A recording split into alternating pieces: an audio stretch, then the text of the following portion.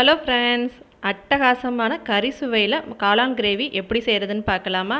இதுக்கு ஃபஸ்ட்டு காளானை கழுவிட்டு கட் பண்ணி எடுத்து வச்சுக்கோங்க. இது கூட 1/2 டீஸ்பூன் அளவுக்கு மஞ்சள் தூள், 1 டேபிள் ஸ்பூன் அளவுக்கு மல்லித்தூள், 1 டேபிள் ஸ்பூன் அளவு மிளகாய்த்தூள், 2 டேபிள் ஸ்பூன் தயிர், தேவையான உப்பு, 1 டேபிள் ஸ்பூன் எண்ணெய் சேர்த்து மேரினேட் பண்ணி ஒரு 30 நிமிஷத்துக்கு ரெஸ்ட்டில் விட்டுடலாம். இப்போ ஒரு கடாயில் பட்டை, கிராம்பு, பிரிஞ்சி இலை, அன்னாச்சிப்பூ, கல்பாசி, முந்திரி, மிளகாய் வத்தல், மல்லி, கசகசா சேர்த்து வறுத்து எடுத்து ஆறுனதுக்கப்புறம் மிக்சி ஜாரில் சேர்த்து அரைச்சி எடுத்துக்கலாம். இது கூடவே வெள்ளைப்பூடு, இஞ்சி, ஒரு பழுத்த பெரிய தக்காளியும் சேர்த்து அரைச்சி எடுத்துக்கோங்க.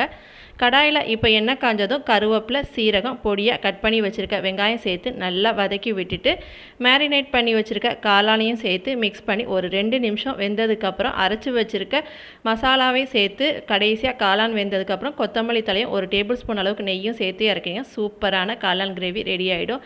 இது எல்லாத்துக்கூடயும் சாப்பிட சூப்பராகவே இருக்கும்.